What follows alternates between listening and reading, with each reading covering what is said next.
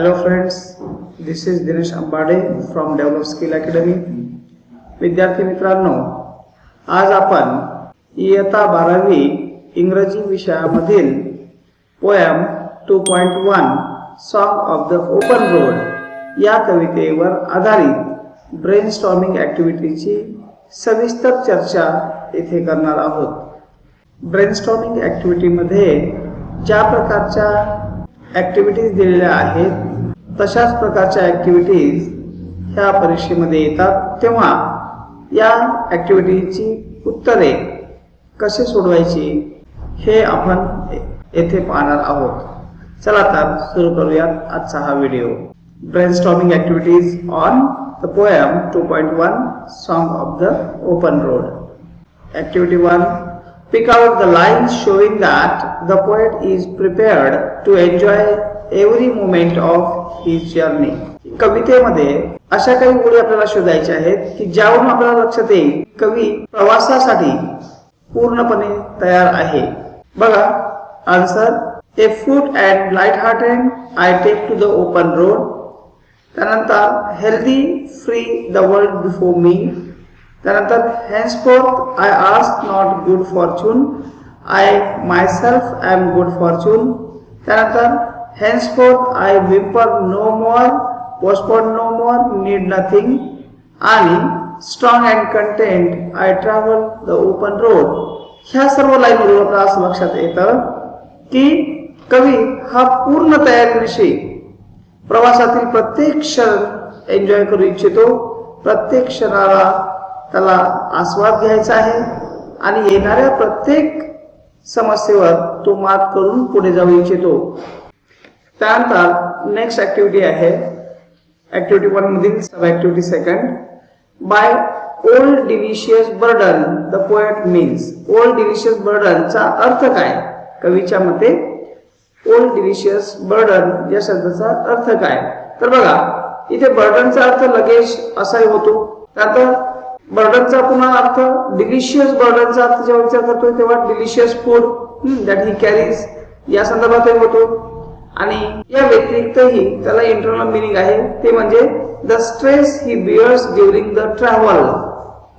प्रवासादरम्यान जो काही मनावर दडपण किंवा मनामध्ये ज्या गोष्टी तू घेऊन प्रवास करतोय त्या म्हणजे ओल्ड डिलिशियस बर्डन असं सांगता येईल. सोबतच sweet memories of the past that he spent with his family members or the friends. हे जे आहे याला सुद्धा ओल्ड डिलिशियस बर्डन म्हणता येईल, स्वीट मेमरीज. त्यानंतर नेक्स्ट सब ॲक्टिव्हिटी आहे the poet is a person who is free from all inhibitions. सर्व प्रकारच्या निवासस्थानापासून कवी राहण्याच्या ठिकाणापासून कवी मुक्त आहे. Discuss how the concept of freedom is express in the poem. आणि म्हणून कवितेमध्ये फ्रीडम ही जी संकल्पना वापरण्यात आलेली आहे ती कशा प्रकारे वापरली गेली आहे याची चर्चा आपल्याला इथे करायची आहे. बघा आन्सर मध्ये काय सांगितलं आहे. The poet has written the poem with an objective of stirring the idea of freedom on the readers mind. वाचकाच्या मनावर स्वातंत्र्य फ्रीडम ही जी संकल्पना आहे ही या कवितेच्या माध्यमातून बिंबवण्याचा प्रयत्न केला आहे. The spirit of freedom is expressed in the poem through the symbolic reference to the open road. Open road या प्रतिकात्मक संदर्भ आहे. या प्रतीकाच्या माध्यमातून स्वातंत्र्याची शक्ती जण काही या कवितेमध्ये मांडण्याचा प्रयत्न केलेला आहे. Where men come together irrespective of their social status. जिथे लोक वेगवेगळ्या ठिकाणाहून येतात. Freedom implies the independence to choose one's road both literally and figuratively.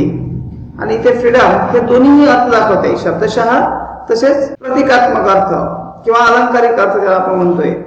It also means enjoying nature is a free state of mind. याचा अर्थ काय तर एक म्हणजे निसर्गाचा कुठलंही मनावर दडपण न घेता आनंद घेणे असाही त्याचा अर्थ होतो. आणि एक स्वातंत्र्य म्हणजे प्रत्येक गोष्ट करण्यासाठी आपण स्वतंत्र आहोत असाही अर्थ इथे आपल्याला लक्षात घेता येईल. As the poet sets out on his journey he is light hearted and content. जसा कवी प्रवासाला निघतो तसा तो लाईट हार्टेड आणि कंटेंट आहे. कंटेंटचा अर्थ समाधानी, लाईट हार्टेडचा अर्थ होतो हॅपी, आनंदी. Because he has left his mundane life behind in order to seek adventure. कारण त्याने आपलं जे दैनंदिन जीवन आहे हे त्याने सगळं मागे सोडून दिलेलं आहे साहसाच्या गोष्टींचा आनंद घेण्यासाठी किंवा शोधण्यासाठी. His quest to live a free life is so strong that he doesn't hesitate or postpone setting out on this journey. आणि त्याची जी मुक्त जीवन जगण्याची इच्छा आहे ती खूप स्ट्रॉंग आहे, प्रबळ आहे. तसेच तो कुठल्याही प्रकारे आपला हा प्रवास थांबवू इच्छित नाहीये. He has freed himself of the elite society that surround him. त्याच्या सभोवतालचा जो समाज आहे ज्याला एलाइट सोसायटी म्हटलेला आहे यापासून त्याला मुक्त व्हायचं आहे, यापासून त्याला मुक्त जीवन जगायचं आहे. As that was not something he desired, however, he does carry the fond memories of people along the journey because that satisfies him and makes him complete. आणि ह्या सगळ्या गोष्टींपासून त्याला मुक्त व्हायचं आहे जेणेकरून तो आपल्या प्रवासामध्ये समाधानी असेल आणि त्याचा जो प्रवास आहे जीवनाचा हा व्यवस्थित पूर्ण होईल. आणि म्हणून अशा प्रकारे सर्व प्रकारच्या गोष्टींपासून कवीला फ्री व्हायचं आहे हे आपल्याला इथे लक्षात घ्यायचं आहे. त्यानंतर ऍक्टिव्हिटी 2 मधील sub activity 1 following are the activities of the poet related to his journey on the road. खाली काही ऍक्टिव्हिटी दिल्या आहेत ज्या कवीशी संबंधित आहे त्याच्या त्या प्रवासामध्ये. डिवाइड देम इनटू 2 पार्ट्स आणि या ऍक्टिव्हिटी आपल्याला 2 भागामध्ये विभागणी त्याची करायची आहे. As activities the poet will practice and activities he will not practice. कुठल्या गोष्टी तो करणार आणि कुठल्या गोष्टी करणार नाही अशा 2 भागामध्ये ह्या ऍक्टिव्हिटीज तुम्हाला काय करायचे आहे डिवाइड करायचे आहे, त्याची विभागणी करायची आहे. बघा ए walking along the road too, though he does not know where it reaches. दुसरं complaining about the discomforts during the journey. तिसरी activity postponing the journey. चौथी activity praying for good fortune. पाचवी activity carrying the fond memories of good people. सहावी activity creating contact with famous and influential people. Next activity striving to achieve high and bright success. त्यानंतरची activity reflecting and developing his on self. अशा वेगवेगळ्या activity दिल्या आहेत. तर यातील कुठल्या activity कवी करतो ते पहिल्या कॉलम मध्ये द्यायचे आहे आणि कुठल्या ऍक्टिव्हिटी कवी करत नाही ते दुसऱ्या कॉलम मध्ये द्यायचं आहे. बघा इथे दिला आहे activities the poet will practice. ज्या गोष्टी कवी करणार त्या इथे carrying fond memories of good people, चांगल्या लोकांच्या आठवणी तो सोबत घेऊन जाणार आहे. आणि दुसरं दिलं आहे reflecting and developing his on self, तसेच बदल करणे स्वतःमध्ये. हे इथे आपल्याला 2 गोष्टी महत्वाच्या ज्या कवी करू इच्छितो हे आपल्याला पाहता येईल. या व्यतिरिक्त इतर ऍक्टिव्हिटी ज्या आहेत त्या कवीला करायच्या नाही आहेत आणि म्हणून त्या आपल्याला इथे activities the poet will not practice मध्ये आपण इथे घेतलेल्या आहेत. बघा A walking along the road though he does not know where it reaches. B complaining about the discomforts during the journey. C postponing the journey, त्याला आपला प्रवासही रद्द करायचा नाहीये. D praying for good fortune, त्याला गुड फॉर्च्यूनची आवश्यकता पण नाहीये. F creating contact with famous and influential people, लोकांशी कॉन्टॅक्ट देखील त्याला करायचा नाहीये. G striving to achieve high and bright success, आणि त्याला कुठल्याही प्रकारचं सक्सेस देखील मिळवायचं नाहीये. अशा प्रकारे ह्या सगळ्या गोष्टी आपल्याला इथे activities the poet will not practice मध्ये घेता येईल आणि 2च ऍक्टिव्हिटी त्या आपल्याला इथे activities the poet will practice मध्ये घेता येईल जे आपण इथे पाहिलेले आहेत. त्यानंतर ऍक्टिव्हिटी 2 मधील sub activity 2 write down the traits the poet exhibit through following lines. खाली दिलेल्या लाईन मधून कवीने जे व्यक्तीची गुणवत्ता आहे किंवा व्यक्तीची क्वालिटी आहे ही दाखवलेली आहे ती आपल्याला इथे शोधून लिहायची आहे. 1 इज डन फॉर यू, एक आपल्याला इथे सोडून दिलेला आहे. बघा 1 henceforth, यापुढे I ask for no good fortune, I myself am good fortune. कवीला याच्यामधून स्वतःचा आत्मविश्वास दाखवायचा आहे आणि म्हणून याला आपण सेल्फ कॉन्फिडन्स म्हटलेला आहे. या व्यतिरिक्त इथे एकूण 4 लाईन्स आहेत ज्यामधून कुठली तरी विशेष व्यक्तीची क्वालिटी दिसते ती आपल्याला इथे शोधून लिहायची आहे. बघा B henceforth I whimper no more, postpone no more, need nothing. यामध्ये कवीचा निर्धार आणि सकारात्मक दृष्टिकोन पाहायला मिळतो आणि म्हणून डिटर्मिनेशन अँड पॉझिटिव्हिटी ही या लाईन मधून आपल्याला लक्षात घेता येते. त्यानंतर सी आहे I do not want the constellations any near. इथे कवीला समाधान प्राप्त होतं आणि म्हणून कवी म्हणतोय की यामुळे कवीचं समाधान आपल्याला दिसतं की त्याला कुठल्याही प्रकारे कॉन्स्टलेशनची गरज नाहीये, लोकांची गरज नाहीये, लोकांच्या मदतीची किंवा ग्रहताऱ्यांच्या सकारात्मकतेची त्याला गरज नाहीये. आणि म्हणून इथे समाधान हे आपल्याला लक्षात घेता येतं आणि म्हणून कंटेनमेंट हे या लाईनमधून आपल्याला लक्षात घेता येईल. त्यानंतर डी आहे, I swear it is impossible for me to get rid of them. आणि एखादी गोष्ट जी आपल्या मनावर खूप खोलवर रुजलेली आहे, ज्याला जेन्युइन म्हणता येतं आणि म्हणून या ओळीवरून जेन्युइननेस हे आपल्याला लक्षात घेता येतं. त्यानंतर नेक्स्ट आहे, I am filled with them, I will fill them in return. यामध्ये इंटरडिपेंडन्स दिसतात की परिवारातील लोक ज्यांच्यामुळे माझं आयुष्य आनंदाने भरलेलं आहे, त्याच लोकांचं ह्या आनंदाच्या ज्या काही सुखद आठवणी आहेत यामुळे माझं आयुष्य परिपूर्ण झालेलं आहे, तेव्हा तसंच मी त्यांचंही आयुष्य परिपूर्ण करेल. म्हणून इथे इंटरडिपेंडन्स, एकमेकांवर डिपेंड असलेला पण वैचारिक दृष्टीने हे आपल्याला इथे सांगता येतं. त्यानंतर नेक्स्ट ऍक्टिव्हिटी आहे सेकंड ऍक्टिव्हिटी मधील third activity, healthy free the world before me, express your views regarding the above line. वरील ओळीला अनुसरून आपले विचार इथे व्यक्त करायचे आहे. या उत्तरामध्ये थोडंफार कमी जास्त आन्सर होऊ शकतं, कारण प्रत्येकाचे विचार त्या ओळीबद्दल कसे आहेत त्यावर डिपेंड करतं उत्तर कशा प्रकारचं आहे.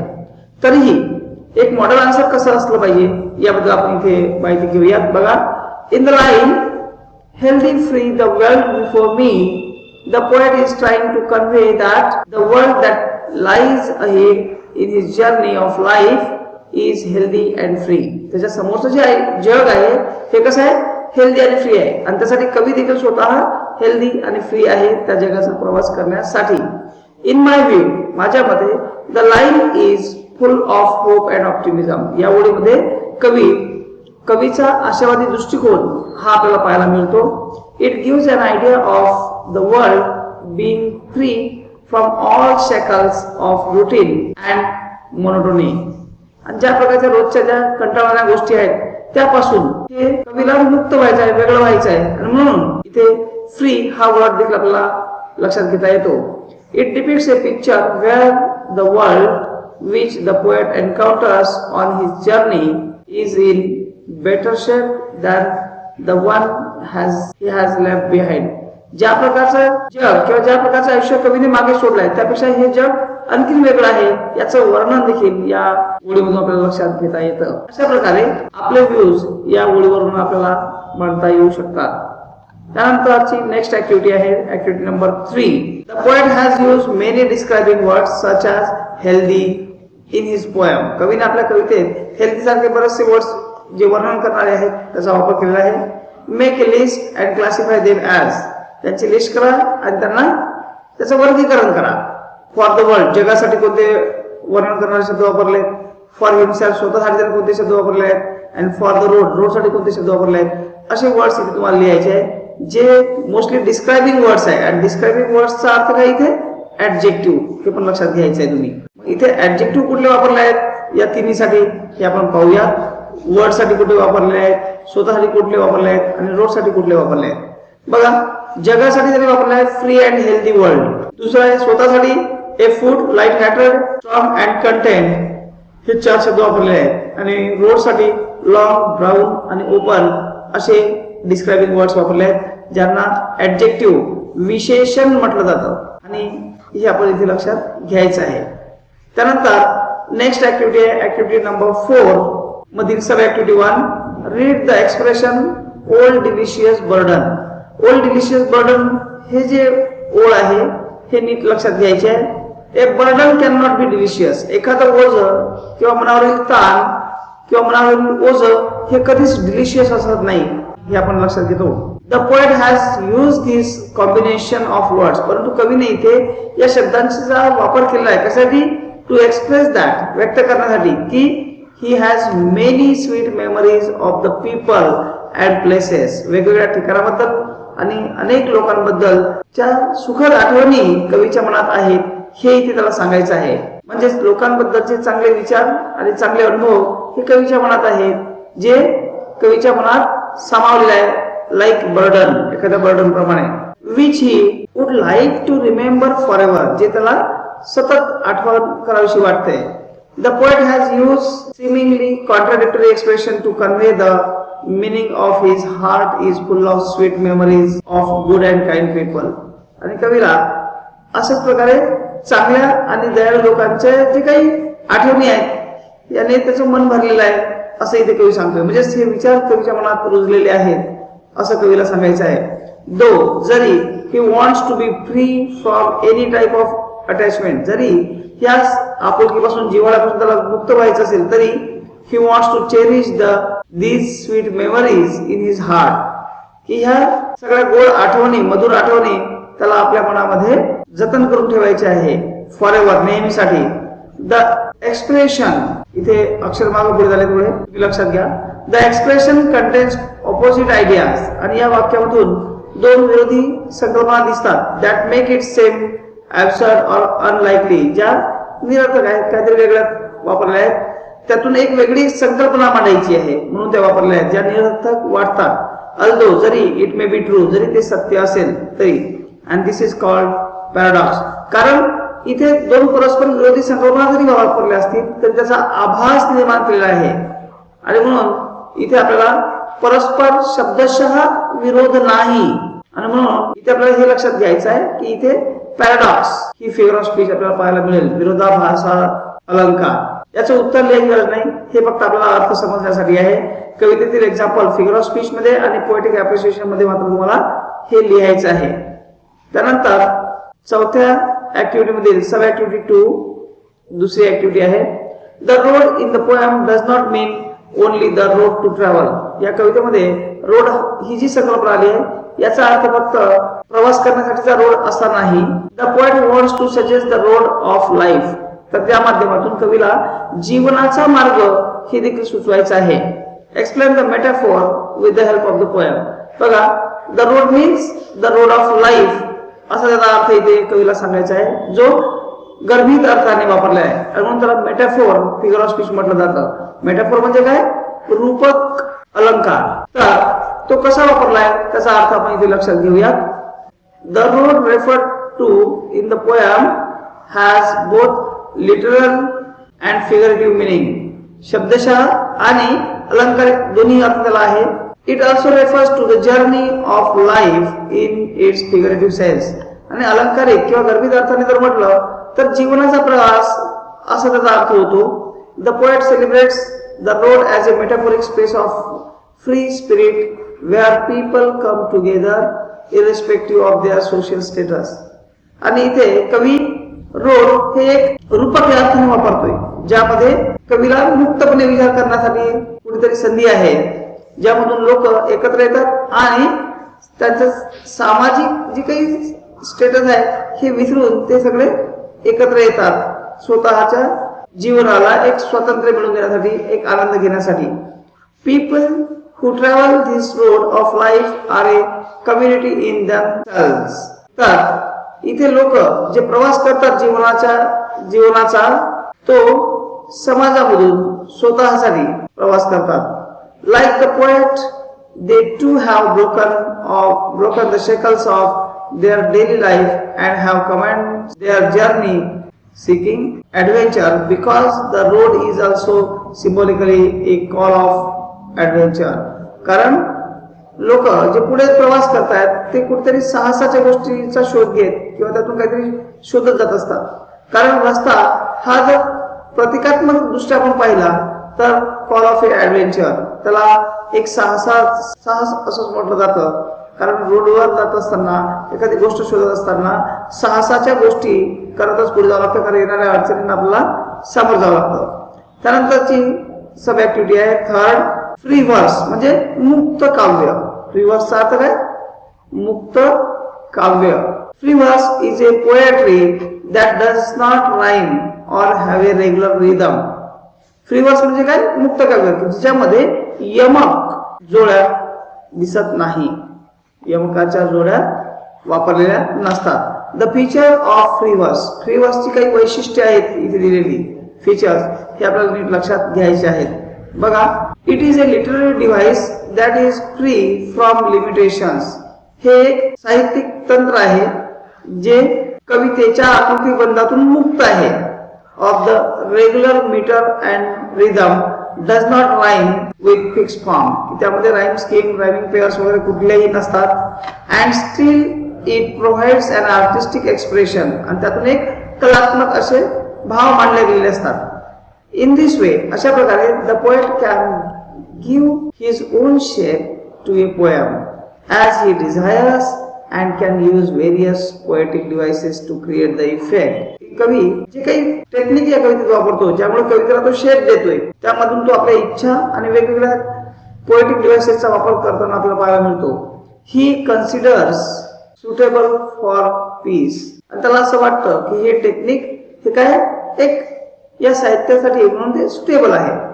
ॲज फ्री वर्स gives greater freedom of for choosing words आणि फ्री वर्स या टेक्निकचा वापर केल्यामुळे आपण आपल्या आवडीचे शब्द त्यात वापरू शकतो पाहिजे ते मिनिंग कळवण्यासाठी and conveying their meaning to readers आणि त्यातून वाचकापर्यंत योग्य अर्थही पुरवला जातो. पण बरेचदा असं होतं की कवितेच्या फॉर्मॅटमध्ये जेव्हा तुम्ही कविता लिहित असतात तेव्हा यमकासाठी काही शब्दांची ऍडजस्टमेंट करावी लागते. ते शब्द इच्छा नसतानाही वापरावे लागतात आणि त्यामधून मग पाहिजे त्या प्रमाणात मिनिंग शोधणं कठीण जातं. तेव्हा प्रॉपर वर्ड यूज व्हावे यासाठी फ्री वर्ड्सचा वापर केला जातो. It is free from the artificiality of A typical poetic expression आणि हे जे काही परंपरेनुसार कवितेचे टेक्निक वापरून कविता लिहिल्या गेल्या आहेत त्यामधून हे त्यापेक्षा हे मुक्त आहे, वेगळं आहे. This technique is commonly use in modern poetry आणि आधुनिक कवितांमध्ये ह्या टेक्निकचा वापर केला जातो ज्या माध्यमातून मुक्त काव्य ही एक संकल्पना साहित्यामध्ये मोठ्या प्रमाणात रुजलेली आपल्याला पाहायला मिळते. त्यानंतर फ्री वर्सच्या बाबतीत आपल्याला काही गोष्टी लक्षात घ्यायच्या आहेत. त्या म्हणजे दोन महत्त्वाच्या गोष्टी आहेत. Number 1 a although free verse requires no meter rhyme or other traditional poetic technique, it is the use of internal pattern of sounds, the choice of exact words and their chosen places where the factors which attribute the free verse its lyrical and rhythmic beauty. की जरी ही कविता मुक्त काव्य म्हणून त्या कवितेच्या आकृत्याबंधापेक्षा मुक्त असेल तरीही जे काही नवीन गोष्टी त्यात वापरल्या आहेत त्यामध्ये कवितेचा पॅटर्न तसेच चॉईस ऑफ एक्झॅक्ट वर्ड्स, योग्य शब्दांचा वापर आणि त्याची निवडलेली जागा हे सगळ्या गोष्टी फार महत्वाच्या आहेत ज्यावरून कविता आपल्याला पाहायला मिळते. ज्यामध्ये कवितेचं स्वरूप दिसतं परंतु आपल्याला त्यामधून ती मुक्त कशी आहे ते पाहायला मिळते. त्यानंतर बी आहे free verse is completely different from blank verse. Free verse हे या ब्लँक वर्स पेक्षा पूर्णपणे वेगळा प्रकार आहे. ब्लँक वर्स देखील फ्री वर्स सारखा प्रकार आहे परंतु फ्री वर्स पेक्षा वेगळा. Which essentially has to occur in iambic pentameter. Iambic pentameter हे कवितेचे रिदम मीटर मधील एक टेक्निक आहे जे कविता किती प्रमाणात लिहिली पाहिजे आणि कशी लिहिली पाहिजे सांगते. Blank verse is a poetry written with regular metrical but unrhymed line. आणि ब्लँक वर्स म्हणजे काय, कवितेचे जे काही रेग्युलर पॅटर्न आहेत त्यामध्ये लिहिलेली फक्त त्यात राईम स्कीम असणार नाही. इथे मात्र फ्री वर्स म्हणजे पूर्णपणे मुक्त काव्य की ज्यामध्ये कवितेचा कोणताही आकृतीबद्ध वापरला जात नाही. इथे फक्त राईम स्कीम हाच पॅटर्न वापरला जात नाही आणि म्हणून त्याला ब्लँक वर्स म्हटलं जातं. It is described as the most common form of English poetry which has been influential since the 16th century. आणि हा जो प्रकार आहे हा 16व्या शतकापासून अत्यंत प्रभावशाली प्रकार म्हणून साहित्यात आपल्याला पाहायला मिळतो. आणि म्हणून फ्री वर्स आणि ब्लँक वर्स मध्ये काय डिफरन्स आहे हे तुमच्या लक्षात आलं असेल.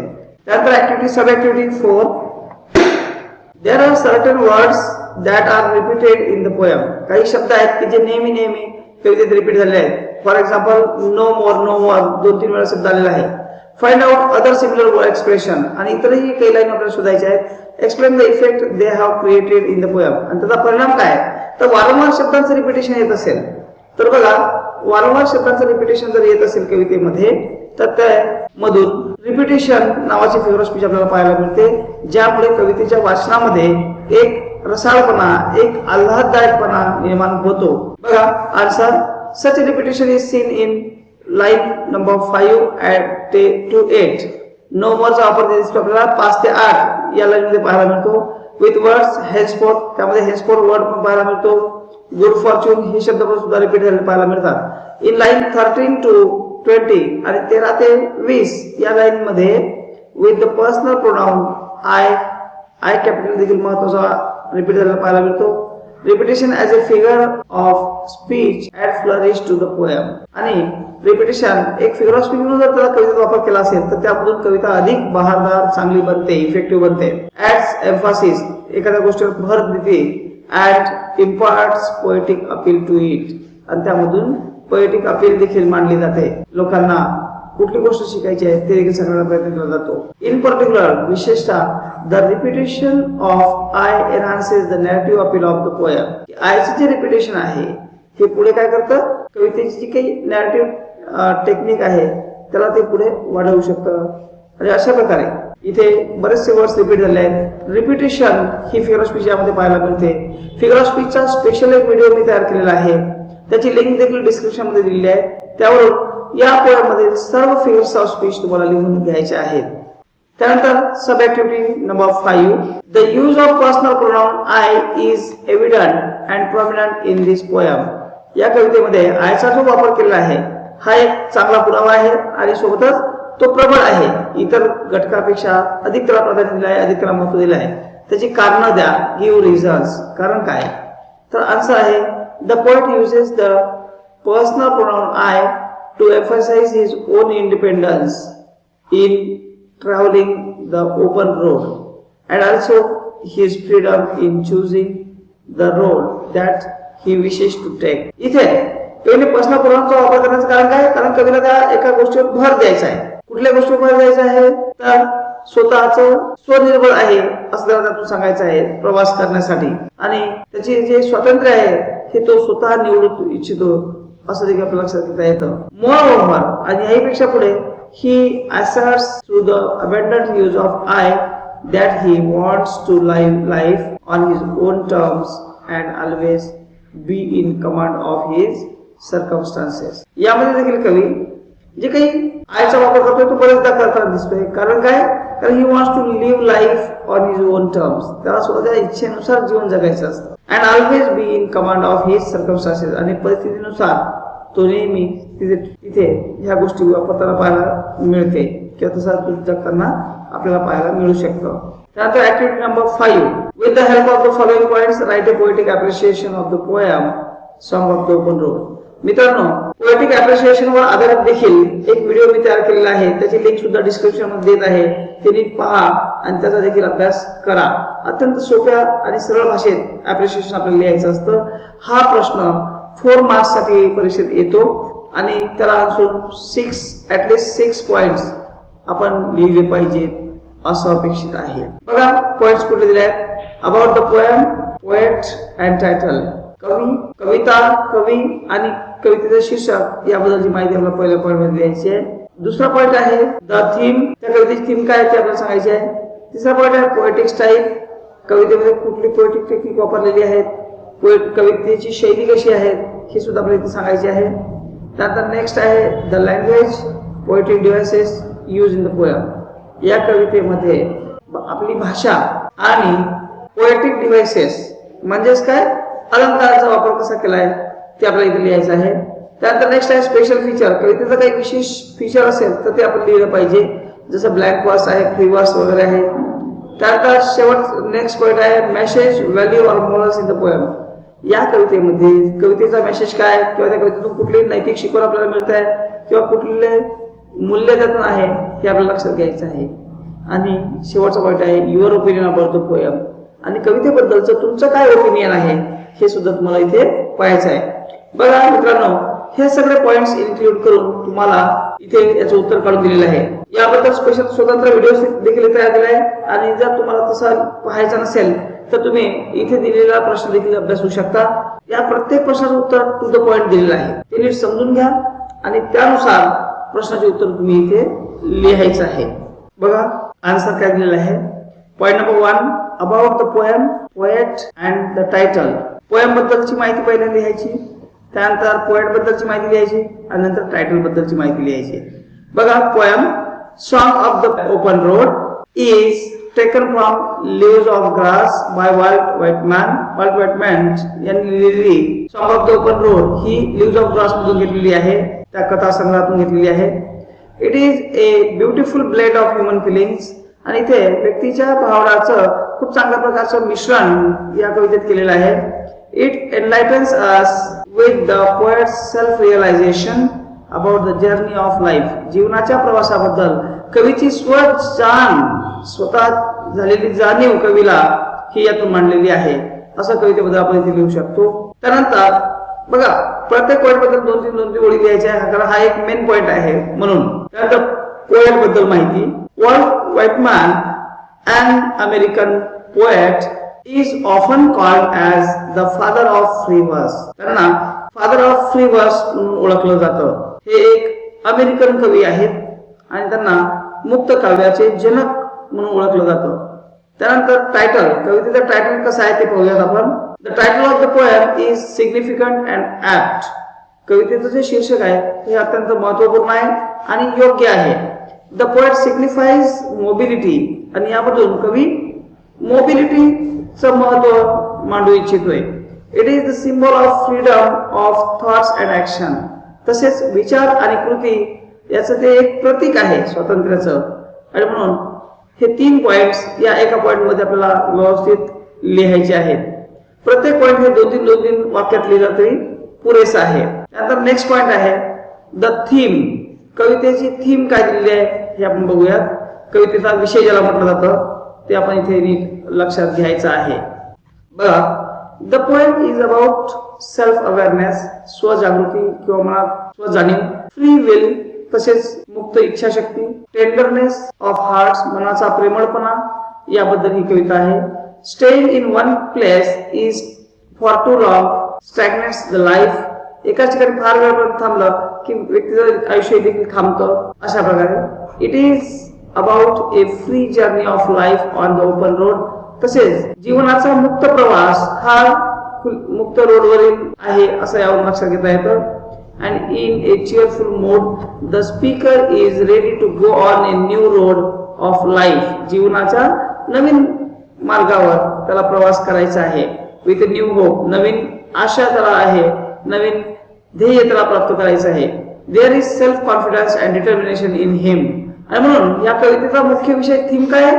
सेल्फ कॉन्फिडन्स, डिटर्मिनेशन, तसेच self awareness, free will and tenderness of heart. He theme या पोएमची आपल्याला पाहायला मिळेल. त्यानंतरचा पॉइंट आहे पोएटिक स्टाईल. कवितेची भाषा शैली कशी आहे किंवा कवितेची शैली कशी वापरली गेली आहे कवीकडून, कवीने कुठल्या शैलीचा वापर यात केला आहे हे लक्षात घेऊयात.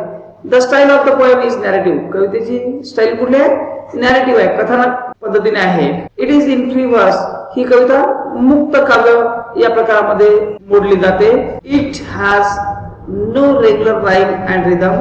कारण या कवितेत राईम स्कीम आणि रिदम वगैरे नाही आहे. It has unique arrangements of words and lines. शब्द आणि ओळींची अत्यंत अद्वितीय मांडणी कवीने यात केलेली आहे. 3 to 5 lines together make meaning complete sense, म्हणजे मिनिंगफुल सेंटेन्स. तर 3 ते 5 ओळी मिळून त्याचा एक पूर्ण अर्थ प्राप्त होतो. शब्दशः किंवा प्रत्येक ओळीनुसार अर्थ जर शोधला तर आपल्याला पुरेसा अर्थ मिळत नाही.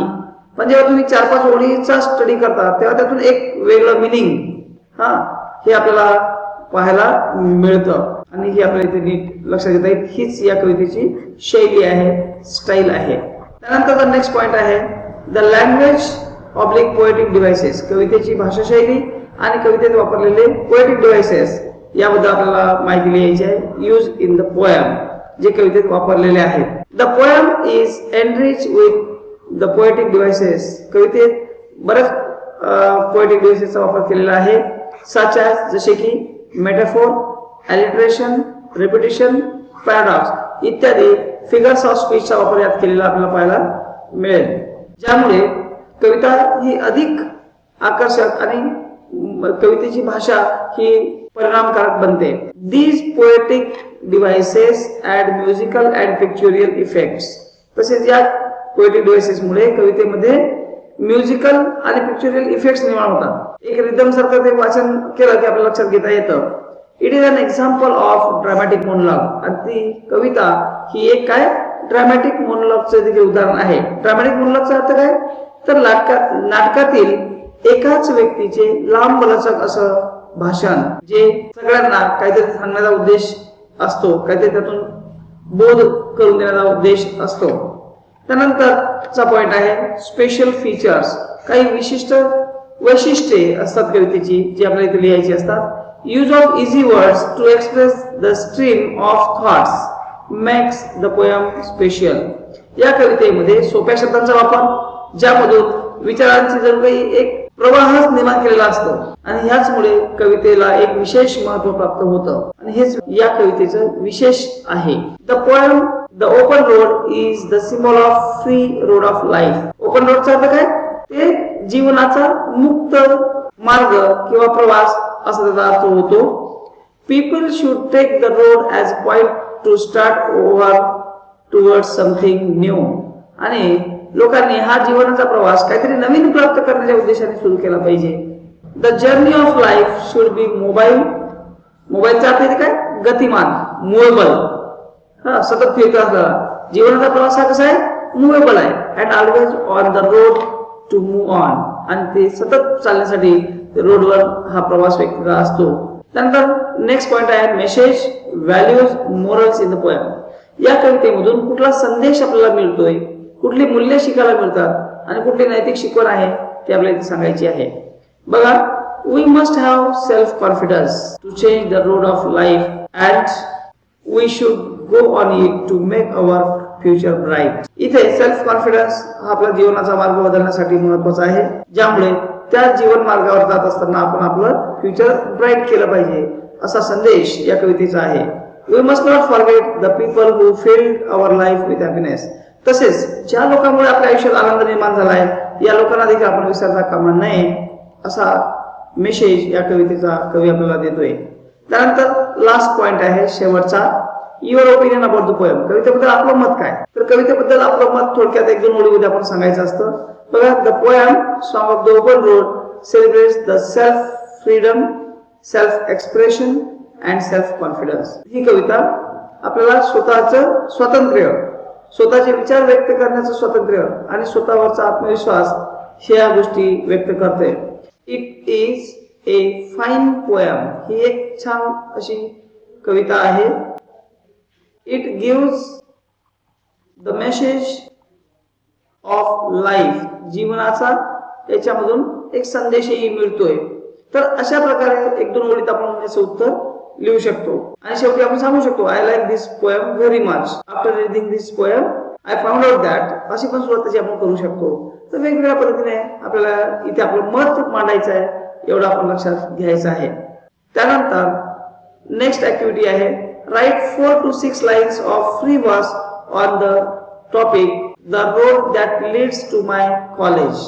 एक रस्ता जो माझ्या कॉलेजकडे जातोय यावर तुम्हाला 4 ते 6 ओळी लिहायच्या आहे फ्री वर्स मध्ये. म्हणजे यमक न जुळता लिहिले तरी चालेल, पण तो कवितेसारख्या त्या वाटल्या पाहिजेत. Express that it is the road to knowledge and bright future. आणि त्यातून आपल्याला मांडायचं आहे की the road to college means the road to knowledge and bright future. कॉलेजचा रस्ता म्हणजेच ज्ञानाचा रस्ता आणि उज्ज्वल भविष्याचा रस्ता असं तुम्हाला तो मांडायचा आहे. You may begin like this. आणि खालील लाईनने आपण सुरुवात करू शकतो. Every day I tread with the bag of books. की दररोज मी पुस्तकाची बॅग घेऊन हा रस्ता पार करतो वगैरे वगैरे आपण सांगू शकतो. ट्रेडचा अर्थ इथे रस्त्याने जाणे. तर अशा प्रकारे लाईन घेऊन आपण 4 ते 6 ओळी लिहायच्या आहेत. बघा मित्रांनो, पोएटिक अप्रिशिएशनचा प्रश्न हा 4 गुणांसाठी परीक्षेत हमखास विचारला जातो, त्यामुळे याची हमखास तयारी आपल्याला करायची आहे.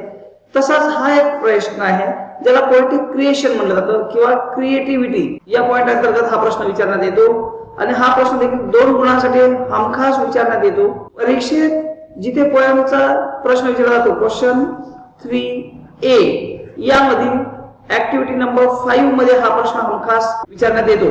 तेव्हा जो विषय आपल्याला लिहिण्यासाठी दिला आहे तो नीट समजून घ्यायचा आहे आणि त्यावरून आपल्याला 4 ओळी किंवा 6 ओळीपर्यंत लिहायच्या आहेत. बघा इथे उत्तर दिलेलं आहे, एक मॉडेल आन्सर. बघा, the road that leads to my college. रस्ता जो माझ्या कॉलेजकडे जातो. Every day I tread with the bag of books. आणि दररोज पुस्तकाच्या बॅग सह तो रस्ता मी पार करतो. Thereby I plod the long scalding path. आणि तिथे जात असताना लांबच लांब असा तो रस्ता आहे to be taught by someone and to be that someone someday. कोणीतरी शिकवलेला, कधीतरी कोणी तो दाखवलेला. Not easy are my steps, आणि या वर्णनाला हे माझ्यासाठी काही सोपं नाही. My as they are in toil, कठीण प्रश्न अडचणीमध्ये जणू काही तो फसल्यासारखा अडकल्यासारखा वाटतो. But undaunted I go for fruits of labour aren't easy to come by. तरीही मी तिथे जातोय कारण परिश्रमाचं जे फळ मिळतं, जे सक्सेस मिळतं, ते मात्र सहज काही येत नाही.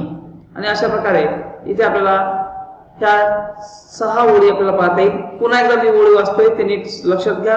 ह्या कवितेसारख्याच ओळी आपल्याला परीक्षेत देखील लिहायच्या असतात. बघा, the road that leads to my college, every day I tread with the bag of books, thereby I plod the long scalding path to be taught by someone and to be that someone someday.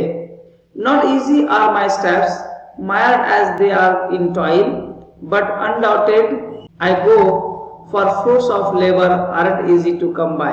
अशा प्रकारे 2 ते 4 ओळी आपल्याला generally लिहायच्या असतात. इथे 4 ते 6 ओळी तुम्हाला लिहायला सांगितल्या आहेत. म्हणून अशा प्रकारे आपल्या मनाने तुम्हाला ह्या ओळी लिहायच्या आहेत, हे आपण लक्षात घ्यायचं आहे. त्यानंतरची नेक्स्ट ऍक्टिव्हिटी आहे ऍक्टिव्हिटी 5 मधील sub activity 3rd. Write a blog on the following topic. खालील दिलेल्या विषयावर तुम्हाला ब्लॉग रायटिंग करायचं आहे. ब्लॉग रायटिंग काय आहे तर ई जर्नल. जसं एखादं मासिक असतं, मासिकामध्ये आपण वेगवेगळे लेख छापतोय, तशा प्रकारेच इथे देखील ऑनलाईन ब्लॉग आपल्याला ओपन करायचा असतो. ब्लॉग वेबसाईट ओपन करायची असते आणि त्यावर वेगवेगळ्या टॉपिकवर आपण लिखाणकाम करून ते पब्लिश करू शकतो, ते प्रकाशित करू शकतो. बघा, टॉपिक दिला आहे इथे. A man is free by birth. माणूस जन्मापासून मुक्त असतो. तर इथे याचं आन्सर नीट लक्षात घ्यायचं आहे. Have you ever seen a baby in solitude? A blissful sight it is. A world of their own, no rules no filters. जर तुम्ही एखादं लहान मुलं पाहिलं असेल एकटं असताना, खेळताना, बघा त्याला कुठल्याच अडचणी नसतात, त्या सगळ्या गोष्टीपासून तो मुक्त असतो. कुठले त्याच्या आयुष्यात कुठले नियम नसतात. Isn't that how each one of us is born pure and free? असं आपणही शुद्ध म्हणजेच मुक्त आणि चांगलं जन्माला आलो नाही का? नक्कीच आपला जन्म तसा झालेला आहे. ग्रोईंग अप आपणही तसेच लहानाचे मोठे झालेलो आहे. Social conditioning cast us into these molds which may or not be the perfect fit. आणि यामध्ये ज्या काही गोष्टी आहेत, कास्ट आहेत, सोशल स्टेटस आहे, ज्यामुळे आपण आपलं हे सगळं स्वातंत्र्य हिरावून बसलेलं आहे. The world around us shape us, but the world within makes us. This world we are free to create. We allow our lives to be run by others and we follow the rules laid down by society. This often is the cause of unhappiness, and we then tend to blame the situation because we are unable to control them. Instead, we should take responsibility of our own lives. We all have the sense to differentiate the right from the wrong. We are capable of leading sound lives resulting from the choices that we make for ourselves. We are not someone else's responsibility or liability. We should set ourselves free from the shackles of societal restrictions and soar high in liberty. We are free by birth and bound only by the limitations we set for ourselves. तर व्यक्ती जन्मापासूनच स्वतंत्र असतो, परंतु अनेक सामाजिक गोष्टींनी त्याला ग्रासलेलं असतं आणि त्यामुळे स्वतः व्यक्ती स्वतःच स्वातंत्र्य गमावून बसतो. हे आपण इथे लक्षात घेतलं पाहिजे. त्यानंतर नेक्स्ट ऍक्टिव्हिटी आहे sub activity 4. Expand the idea suggested in the following line. खालील दिलेल्या लाईन मध्ये जे काही विचार मांडलेले आहेत त्याला आपल्याला एक्सपांड करायचं आहे, वाढवायचं आहे, विस्तृत करायचं आहे. पहिले दिला आहे all roads lead to Rome आणि दुसरं दिला आहे a man without liberty is a body without soul. असे 2 इथे टॉपिक दिले आहेत. दोन्ही टॉपिकचे आन्सर आपण इथे लक्षात घेणार आहोत. बघा, पहिला आहे all roads lead to Rome. All roads lead to Rome is a proverb. ही एक प्रोवर्ब आहे that has a literal meaning and figurative meaning. ज्याला एक शाब्दिक स्वरूपाचं आणि एक अलंकारिक स्वरूपाचं गर्भित अर्थ आहे. The literal meaning is that whichever road one takes they will always end up in Rome. आता शब्दशः अर्थ काय की जो कोणता रस्ता आहे जो पुढे जातोय तो शेवटी त्याचा शेवट कुठे होतो रोम मध्ये होतो. This is because in the ancient Rome empire. याचं कारण काय तर प्राचीन काळचं जे काही रोमन साम्राज्य आहे Rome was place as the centre and all the roads were constructed in a manner that they all eventually lead to Rome. कारण रोम हे ठिकाण त्या साम्राज्याचं केंद्र होतं आणि सर्व कडील रस्ते हे रोम पर्यंत आलेले होते. The figurative meaning of this proverb is that no matter which way one chooses to reach their goal. आणि याचा अलंकारिक अर्थ काय तर तुम्ही कोणता मार्ग सक्सेस मिळवण्यासाठी किंवा ध्येय प्राप्त करण्यासाठी निवडता हे महत्वाचं नाही तर they will always end up where they are meant to be. परंतु जिथे कुठे आपल्याला पोहोचायचं आहे तिथेच आपला हा रस्ता स्टॉप होतो म्हणजे आपल्या ध्येयापर्यंत तो रस्ता आपला संपतो. म्हणजे एकदा ध्येय मिळालं की तो रस्ता तिथे संपतो असाही त्याचा अर्थ होतो. दिस proverb is relevant in all aspect of life. जीवनाच्या प्रत्येक क्षेत्रात ही जी proverb आहे ही लागू पडते. एज्युकेशन असेल, करिअर असेल, रिलेशनशिप असेल, या सगळ्या क्षेत्रामध्ये तुम्हाला जे ध्येय प्राप्त करायचं आहे तिथे तुम्ही कोणताही मार्ग निवडला तरी तो तिथपर्यंत त्या ध्येयापर्यंत जाऊन थांबतो, तो पुढे बदलत नाही. फॉर एक्झाम्पल उदाहरणार्थ 3 people try to solve a problem using different methods. 3 लोक एकच समस्या किंवा एकच मॅथमॅटिकल प्रॉब्लेम सॉल्व्ह करत असतील बट वेगवेगळ्या पद्धतीने but arrive at the same solution. पण त्याचं सोल्युशन जे आहे हे शेवटी समान निघतं. म्हणजे एखादा मॅथचं एखादा गणित आहे, गणिताचा प्रश्न सोडवत असताना वेगवेगळ्या पद्धती वापरल्या जातात. त्या पद्धती वापरत असताना पद्धती जरी वेगवेगळ्या असतील तरी उत्तर मात्र त्याचं एकच असतं. आणि म्हणून तुम्ही एखाद्या प्रश्नाचं उत्तर काढत असताना वेगवेगळ्या पद्धती जरी काढत असाल तरी ते येऊन पोहोचतात फक्त एकाच पॉइंटला, सेंटरला, जे मेन आन्सर येतं, जे काय असतं मेन उत्तर असतं, मुख्य उत्तर असतं. पुढे or 2 people use different approaches on a single project but achieve the same outcome. एखादा प्रोजेक्ट असेल त्या प्रोजेक्टवर 2 वेगवेगळे लोक वेगवेगळे विचार मांडत असतील तरी त्याचं जे उत्तर आहे किंवा त्याचं जे काही आपल्याला निर्माण करायचं आहे जे फायनल आउटकम आहे ते कसं आहे एकच येतं, समान येतं. Essentially our choices may determine and alter our path. आणि शेवटी आपले जे चॉईस आहेत ते निश्चित असतील तर आपला मार्गही बदलला जातो. But we will ultimate reach the destination intended for us because all road lead to Rome. आणि शेवटी आपण आपल्या ध्येयापर्यंत पोहोचतो कारण सर्व रस्ते रोम पर्यंत पोहोचतात. म्हणजेच काहीही केलं तरी आपलं ठरलेलं जे टार्गेट आहे तिथपर्यंत आपण आपला सुरू झालेला प्रवास हा तिथपर्यंत आला की आपण संपवतो कारण ते ध्येय आपण प्राप्त करतो. त्यानंतर नेक्स्ट आहे a man without liberty is a body without soul. स्वातंत्र्याशिवाय व्यक्ती म्हणजेच आत्म्याशिवाय शरीर. A composition of muscle, bone and tissue is varying proportions generates the physical form. आपल्या मसल्स, त्यानंतर बोन म्हणजे हाडं आणि टिश्यू यापासून शरीराचा एक भाग बनतो किंवा शरीर बनतं. But what makes us a spiritual human being in the soul is the soul. परंतु आध्यात्मिक दृष्ट्या माणूस ज्याला बनवलं जातं ते म्हणजे आपला आत्मा. The soul is what actually makes the body whole. आणि सोल पासूनच पूर्ण शरीर म्हणजेच आपलं व्यक्तिमत्व घडतं असं आपल्याला इथे लक्षात घ्यायचं आहे.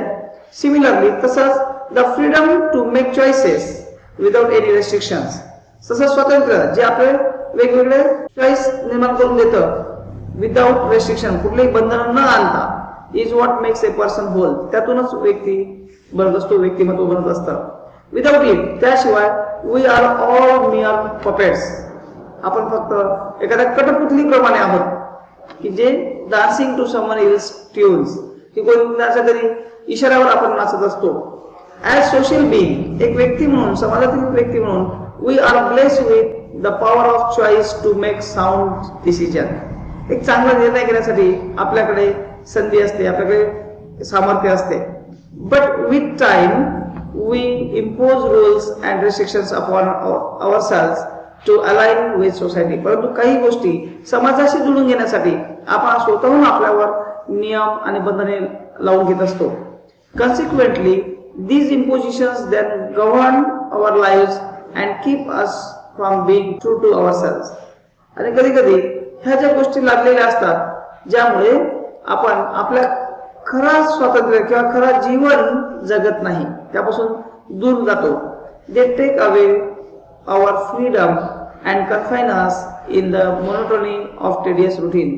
आणि त्यातून मग आपलं जे स्वातंत्र्य आहे ते हिरावून घेतलं जातं आणि मग आपण आपलं जे काही कंटाळवाणं रुटीन आहे, दैनंदिन जीवन आहे ते जगत असतो. हाऊएव्हर, तथापि to lead a sound and happy life, एक चांगलं आणि आनंदी जीवन जगण्यासाठी we need to be free spirited. आपण सगळ्या गोष्टीपासून मुक्त असलं पाहिजे. Being that we were in the past, जे आपण भूतकाळात होतो म्हणजे आपल्या लहानपणी होतो तशा प्रकारे. We need to have the liberty to follow our hearts, आपल्या मनाचं ऐकण्यासाठी आपल्याकडे स्वातंत्र्य असणं गरजेचं आहे. Because without this liberty our live are as empty as body without soul. कारण स्वातंत्र्याशिवाय आपलं आयुष्य हे कसं आहे, तर आत्मा नसलेला किंवा जीव नसलेल्या शरीराप्रमाणे आहे. आणि म्हणून आपण आयुष्य जगताना बंधनं कुठली स्वीकारली पाहिजे आणि कशी असली पाहिजे याचा विचार करणं गरजेचं आहे. मित्रांनो, यानंतर शेवटची ऍक्टिव्हिटी आहे ऍक्टिव्हिटी 6. त्यामधील 1 sub activity 1, take help from the sources available on the internet and make a list of proverbs and quotations about road. तर आपल्याकडे जे काही इंटरनेटचा सोर्स आहे त्याचा मदतीने आपल्याला प्रोव्हर्ब्स आणि काही कोटेशन शोधायचे आहेत रोडशी संबंधित आणि त्याची यादी तयार करायची आहे. इथे मी 4 कोटेशन तुम्हाला दिलेले आहेत. बघा याच्यामध्ये number 1, it is a rough road that leads to the heights and greatness. नंतर दुसरा आहे, if you don't like the road you are walking start paving another one. तिसरा आहे, nobody travels on the road to success without puncture or two. चौथा आहे, if you make the mistake of looking back too much you aren't focused enough on the road in front of you. अशा प्रकारे काही quotations इथे आपण सांगितलेले आहेत. तुम्ही अशा प्रकारचे कोटेशनचा शोध घ्या आणि ते तुम्हाला इथे व्यवस्थित लिहायचे देखील आहे. त्यानंतर शेवटची ऍक्टिव्हिटी आहे ऍक्टिव्हिटी 6 मधील sub activity 2, read the poem the road not taken. The road not taken नावाची कविता वाचायची आहे. ही पोयम रॉबर्ट फ्रॉस्ट नावाच्या सुप्रसिद्ध लेखकाने लिहिलेली आहे. ती नेटवर सर्च करा आणि ती वाचा. ही ऍक्टिव्हिटी तुम्हा स्वतःसाठी आहे. अशा प्रकारे इथे 4 स्टांझास या पोएमचे दिलेले आहेत. हे नीट लक्षात घ्या आणि आपण अभ्यासलेल्या पोएमसोबत याची तुलना करा, याचा अभ्यास करा.